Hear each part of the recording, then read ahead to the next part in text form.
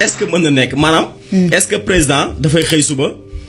mu neex ka rek mu dàq li nga xam ne nag mooy élection yi déedéet. dañuy fàttaliku li nga xam tey jii mooy élection yi waroon am en 2019. élection locale bu mu waree am 2019. oui Macky Sall daf ko dàq ba 2021. 2022 la mujj am mais Macky Sall nan la ko dàqee. oui. nanu dem ci li nga xam ne nag moo di loi numéro 19/16 portant report des élections prévues le 1er décembre 2019 et prorogation du mandat des conseils départementaux et municipaux. La régie, je pense bien que partagé naa leen ko foofu Macky Sall moo tëgg ab projet de loi. jébbal ko waa assemblée nationale. waa assemblée voté ko d'accord ni mën nañu dàq li nga xam ne nag moo di élection yi mais aussi mën nañu yokk li nga xam ne nag moo di mandat wu ñi di conseils départementaux yi ak municipaux yi foofu nañuy dàqee li nga xam ne nag mooy élection mooy loi bi. L'Assemblée nationale a adopté en séance du 19 novembre 2019 le président de la République promulgue la loi dont la teneur suit. Article 1er. Les élections départementales et municipales prévues le 1er décembre 2019 sont reportées pour être tenues au plus tard le 28 mars 2021. 2021 dafa ko dàqaat. La nouvelle date sera fixée par décret. Article 2. Les conseils départementaux et municipaux restent en fonction jusqu'à l'installation de nouveaux conseils élus. La présente loi sera exécutée comme loi de l'État le 29 novembre 2019 la ko Macky Sall promulgué. maanaam député yi ñu ngi ko voté. le 19 novembre 2019 Macky Sall promulgué ko le 29 novembre 2019. boo ñëwee ba tey ci li nga xam ne nag moo di bile loi xam nga 2021 la waxoon lay jàpp élection yi. ma ñëwaat ci li nga xam ne nag moo di beneen loi. Numéro 2021-24 du 12 avril 2021 portant report des élections territoriales et prorogation du mandat des conseils départementaux et municipaux. xam nga bu njëkk bi mooy élection 2019 bu mu dàq muy daf koy def 2021 2021 ñëpp xam nañ li fi xew xam nañ ni jamono jooju élection mëntu na mu tëggaat beneen loi encore yóbbu ko ci assemblée nationale député yi dàq ko. député yi voté ko mu dàqaat élection yi muy ñaareel yoon bi mën na dem ci beneen bi. foofu ci exposé des motifs xam nga lan lañ def. la loi numéro 2019/16 du 29 novembre 2019 mooy bi ma lire léegi. oui. avait décidé du report des élections départementales et municipales qui devaient être tenues au plus tard le 28 mars 2021. Elle avait laissé le soin à la commission politique du dialogue national de proposer une date qui devait être fixée par décret. La crise sanitaire qui est survenue a occasionné une suspension de plus de 6 mois de travaux de cette commission. Cette suspension a retardé les discussions sur l'audit, l'évaluation du fichier électoral considéré comme préalable à la tenue de toute élection.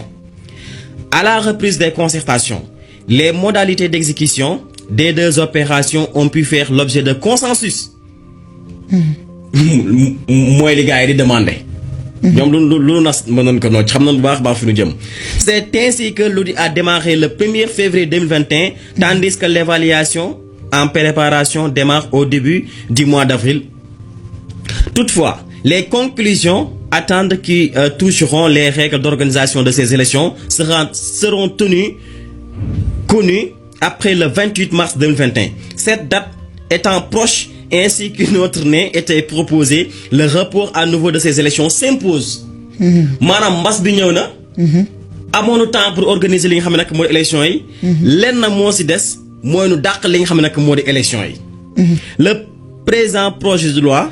a pour objet de fixer la tenue de ces élections au plus tard le 31 janvier 2022, tout en laissant à la commission politique la proposition par consensus d'une date précise. À défaut, le gouvernement soumettra une date. Il a aussi pour objet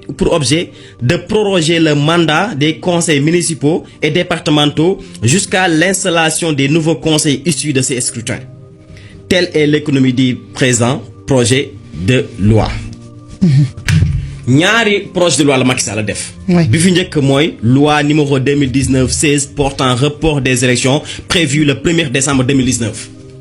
beneen bi mooy loi numéro 2021-24 du 12 avril 2021 portant report des élections territoriales et prorogation du mandat des conseils départementaux et municipaux. léegi lii nga xam ne yoon moo ko wax est-ce que président Diomaye bu fekkee dafa bëgg a dàq élection yi mën na def leneen lu wuteeg li Macky Sall defoon maanaam tëgg ab projet de loi jébal ko député yi nu voté ko est-ce que loolu mën na ko def mënta ne pour mu dàq élection yi foog mu tëgg ab projet de loi ànd si ak assemblée nationale. duma ci taxaw dama ne la contexte actuel bii ñu nekk nii Pape Ousmane Cissé dañuy jublu ci ay échéances Diouf absence su publication wu décret présidentiel bii nga xam ne moom mooy fixer date exacte élection locale électorale yi élection locale yi mu ne lii mooy débat bi lii la ñuy waxtaanee lii mooy problème bi ndax xam nga lan la prochaine élection locale yi dañ ne normalement dañ ko war a tenir fii ci Sénégal au plus tard ci mois de janvier 2027 ban weer lañ ne ñu ci wut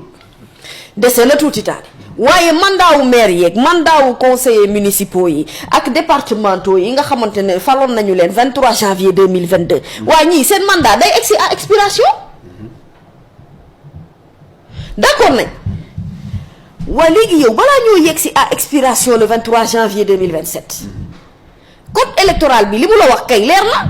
scrutin bi ça doit se dérouler dans les 30 jours qui précèdent cette échéance. waaw. yow boobu léegi ñi topp la naan la date bi nga ne yow date bi doo ci wax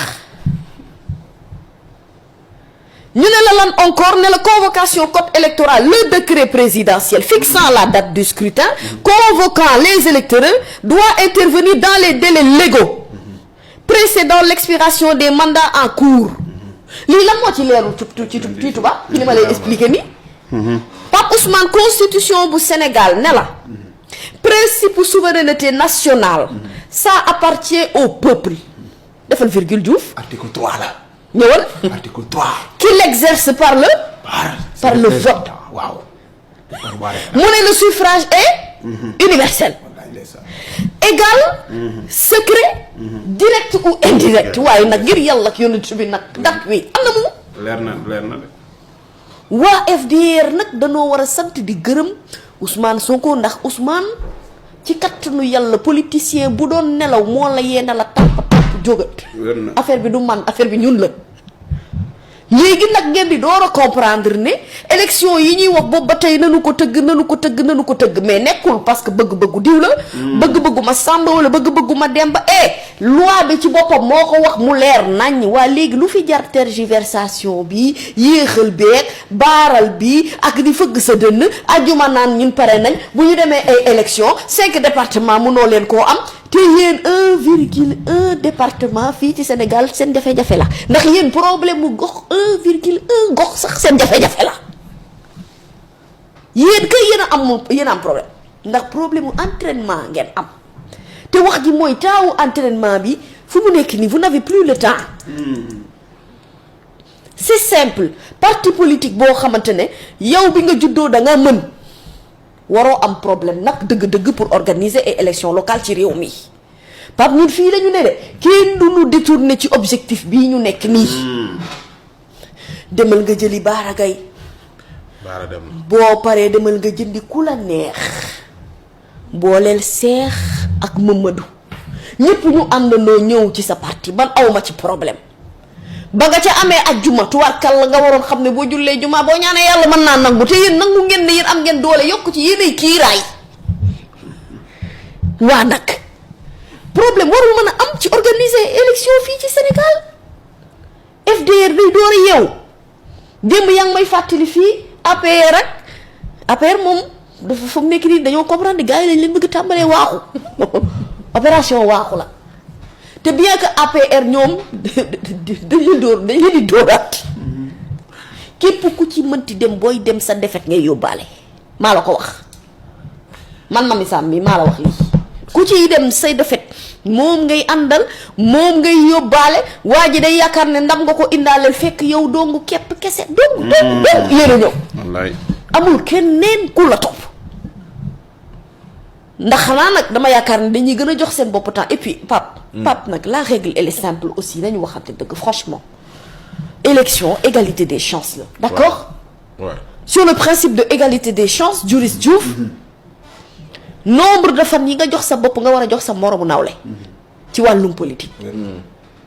mais on ne va pas grignoter le temps pour avoir le temps d'avoir d'autres personnes yoo xamante ne ñoom la ñuy recruter pour ñu ñëw ci parti bi man seen problème mu parti bu ngeen am ci biir loolu sama yoon newu ci man li ma ñor man mooy élection locale yi ñu war a organiser ca date wax ma ne ko defee leen ko fa ngeen ko war a defee ci waxtu ba ngeen ko war a defee ndax du seen yëfi askan wi la fii laa ne baara dem tey abaa dem ëllëg laa ci bokk yemale billahi sama yoon nekku ci léegi problème bi mooy si vous avez un problème à résoudre dans votre parti cela vous concerne parce que quand même exceptionnellement dans ce monde ce qui se passe au Sénégal mais ça c'est vraiment c'est-à-dire inédit un président bu xaar ba falu ba pare beneen parti moo la fal nga toog yow ci siège président de la République tëgg sa parti politique bu bees noo ko tuddee nga ne kiiraay looy waaj nga ne damay jëm ci ay jongante tëggal jongante yi nga ne damay xaar joxaguma décret bi day wàcc ala kulli àll ndax nag report élection man j'ai l'impression que xaw ma ne dañ koo bëgg layal xaw ma dañ ko yóotu xaw ma nu mu demee noonu mais loolu c'est-à-dire c'est inconcevable dans un état démocratique pour une personne dëgg-dëgg boo xam ne ay waxam am na passé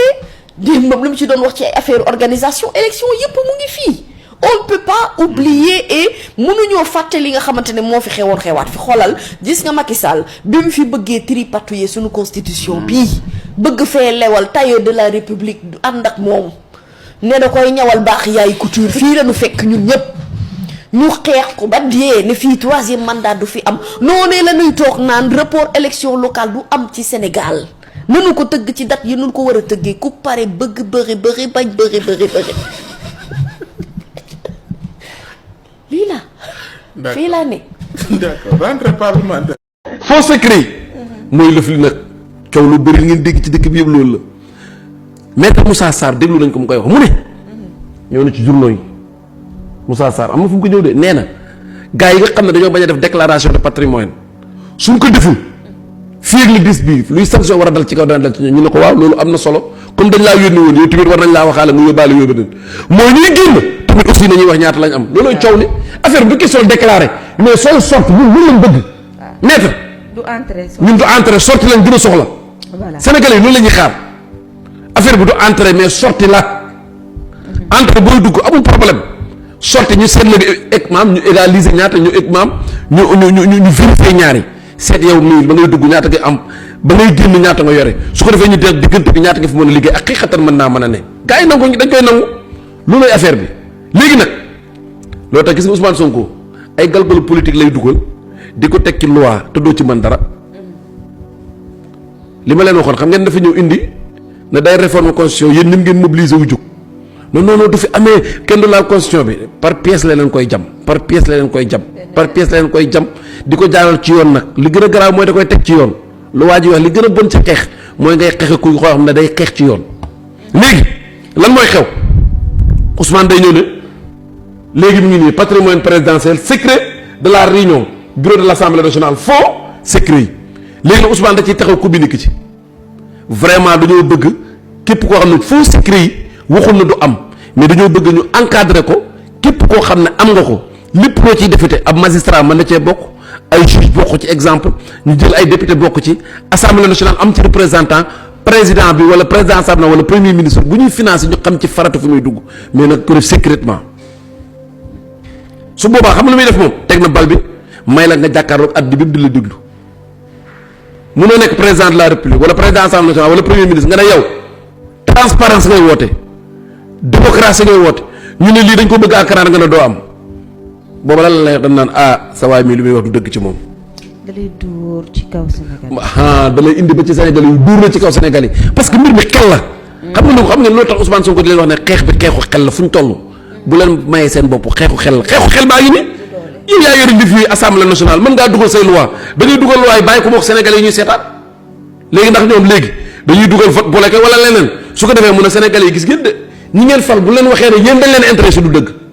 ndax def naa loo xam ne pour ñu verrouiller seen xaalis baytimaal trésor public baytimaal su ma koy wax pour borom xam-xam yee ko moom mooy trésor public baytimaal dañoo bëgg ne lépp luñ ciy jëfandiku bis ni ki tey mu leer ci bopp askan bi ne xaalis fii lay dugg ñoom na bugguñ loolu est-ce que ñii njuba leen tax a jóg la lay sénégalais wax ñii dañ leen fi football xeex baa ngi noonu démocratiquement jaaral ko ci loi léegi société civile forum justiciable forum civil ñi nga xam ne yéenay woote ne yéen transparence kese leen tax a jóg léegi nag seen position su boobaa nag sénégalais yi lan xam ne la mooy seen position loo tax xamoo leen sax bu ngeen jàkkaarloo ci xeex bi ngeen di xeex da leen jël xolal li waa ji wax naan day leen indi ba ci digg penc mi futti leen ba ngeen set wécc ne leen gaa yaa ngi nii nag léegi lan ngeen ci jox léegi lii xam nga ne léegi kenn ku nekk da nga jox sa position lu olof Njaay di wax ku feeñ tu ko lu mu toorof arab bi da wax ku wax rek feeñ xeexu politique dëgg la leen indil xam nga da ngay nekk di wax yéen a ngi nekk naan moom ba mu waxee ci élection yi la ci pare dañoo war a jàppata pare na ci jaay na ay kartam mi ngi dem samedi bu jot am na programme fenn ab dëkk mi ngi ni Jolof la jëm capitalu Jolof la jëm mooy Daara ak Linguère bàyyi leen jaar Ñambur dem foofu waxutut seen wax léegi yéen a nekk di wax léegi mu ñëw taxawaat assemblée nationale dugal ay loi suñu waxatee nga dugalaat recours dem fële président bi dootoo am jot lan ngay def moom su fatee loi pare na day ngoon bu mu bind envoyé la bu ñëw ci yow nga am sa avis xool soo jógee ci loolu lan lay wax ngeen naan da ngeen recours conseil constitutionnel commencé nekk ci télé yi waaw conseil constitutionnel est-ce que war na koo accepter loi bi du dugg ak du dugg moom yoonam nekku ci pare na ci parce que li mu war a def na ko lan la jëmaat beneen mercredi mu ne waaw maa ngi jëmaat beneen dëkk samedi ba ci toppaat wala dimanche ba mun leen lan leen préparé day jaay suñu carte yi fële samedi dimanche mu dóor fa discours am lan mu ñëw dugalaat beneen loi loo tax mun a président parel su fekkee ne mën ngaa def recours rek jàppal na semaine bu jot da nga def recours. di nga recours ba sonn. mais nit mais loolooy xel looloo tax des fois. liggéey nag vraiment. ah mais loolooy dëgg loolu tax des fois soo déggee yenn comportement yenn booy yi di ko am mais gis nga adduna xeex bu nekk dafa am fu ñu ci toll di ko xeexee looluy politique c'est ça la politique xel la dañuy toll foo xam ne day jar xeex am na foo xam ne xeexu xel la rawatina yàlla jox la ay levier nga yore assemblée nationale war ngaa génn di saaga wala di dóor di sànni xeer jërtu ko ku nekk na nga toog foo toog rek ay pion la dugal waa ji dana dem bu futti la ba nga set wicc àdd bi yëpp xeeb la